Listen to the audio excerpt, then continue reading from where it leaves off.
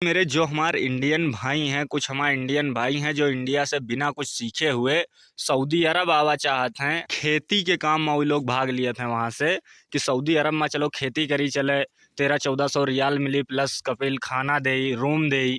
तो यह बात सही है कि खेती के काम में पैसा थोड़ा सा ज़्यादा है, लेकिन सऊदी में खेती करना भाई मेरे इंडिया के जितना आसान नहीं है। और तुम भाई मेरे अगर यहाँ खेती करे हो ना, तो यहाँ खेती का एक टाइम हुआ है कि यहाँ पर खेती में ड्यूटी देना पड़त है। अपने इंडिया जैसा नहीं है कि आप इंडिया से यहाँ पर खेती करे चले आए हो तो तुमका जो है जब मन हुए तब वहाँ काम करो, जब मन हुए तब तुम जाए के बैठो। कोई अगर 1300-1400 रियाल दे प्लस खाना दे तो वो आपसे ड्यूटी ले। और यहाँ की धूप तो आपका पता ही है कितनी हार्ड है। और यहाँ इंडिया के जैसे पेड़ भी नहीं है, जैसे अपने वहाँ खेत के किनारे किनारे पेड़ हुए थे, छा ही रहा था।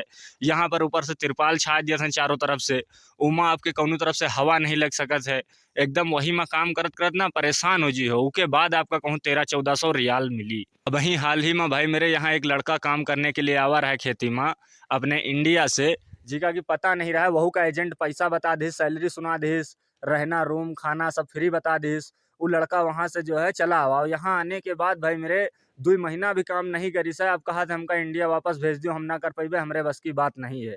बल्कि इस समय ठंडी हो रही है, ठंडी में जब यहाँ पर यह दशा है तो गर्मी में कौन दशा हो, आदमी के हालत खराब हो जाता। हर किसी के बस की बात नहीं है। जो आदमी इंडिया में किसान है, खेती करे है, वो आदमी यहाँ आके परेशान हो जाता है। और जो ये लड़के हैं अगर ये लोग खेती करे आ जी हैं तो हालत खराब जी, हर एक लड़का ना रह पाई, सबके बस की बात नहीं है। इतना पैसा लगा के आए रहे बेचारे, उनके घर वाले पैसा लगा के उनका इतना भेजिन ना है।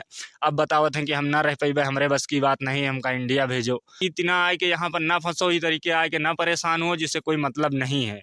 अगर आप कुछ नहीं सीखे हो तो उसके बाद भी यहाँ पर बहुत सारे काम हैं जो आपका मिल जाई हैं, उमा आप आराम से काम कर सका। तो ज़रूरी नहीं है कि अगर आप हुनर आपके हाथों में नहीं है तो आपका सिर्फ खेती या ऊँट भेड़ बकरा यह सब काम मिली। और भी बिना सीखे हुए भी बहुत सारे काम हैं जिसमें आराम भी है, सैलरी भी बढ़िया है। यहाँ पर अगर आप कुछ नहीं सीखे हो आवा चाहा तो सऊदी अरब तो चॉकलेट कंपनी में आ जाओ, आपका काफ़ी ज़्यादा आराम रही, एकदम हल्का काम है, सैलरी भी बढ़िया है, ओवर टाइम करे का मौका मिली, उमा आप काम करके अच्छा पैसा कमा सकते हो। लेकिन अगर तुम सोचो कि हम 1400 रियाल हमका मिल जाए, हम खेती करे चले जाई, तो भाई मेरे हमका नहीं लगा था कि यहाँ सऊदी अरब आए के हर कोई खेती का काम झेल ले।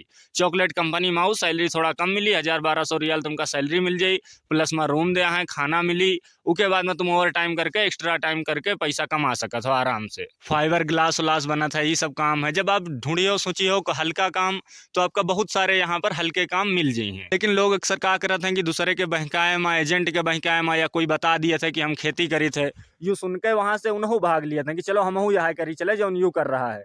और उसके बाद यहाँ आए के भाई मेरे हालत खराब हुए लागत। अब तुमका बता देना कि लड़का आवा रहा है, 2 महीना काम नहीं करी, सब कहा थे हम इंडिया जीबे काहे के लिए। उनका पता नहीं रहा कि यहाँ पर खेती कौन हिसाब से हुआ थे, इके के लिए उनके आके यहाँ हालत खराब हो गई। तो आप लोग भाई मेरे यहाँ पर पैसा ना बर्बाद करो, ई तरीके से ना हो। आप लोग पहले ढूंढ लियो, सोच लियो कि कौन सा हल्का काम है, क्योंकि 1-2 दिन के बाद नहीं है, 2-2 साल यहाँ आने के बाद आदमी का बिताना पड़त है। 2 साल 2.5 साल उसके बाद बेचारा आदमी इंडिया जा पावत है। तो आप लोग आराम से आओ, काम सोच के आओ, समझ के आओ, ऊ के बाद आओ, ताकि आप लोग यहाँ आके परेशान ना हो भाई मेरे।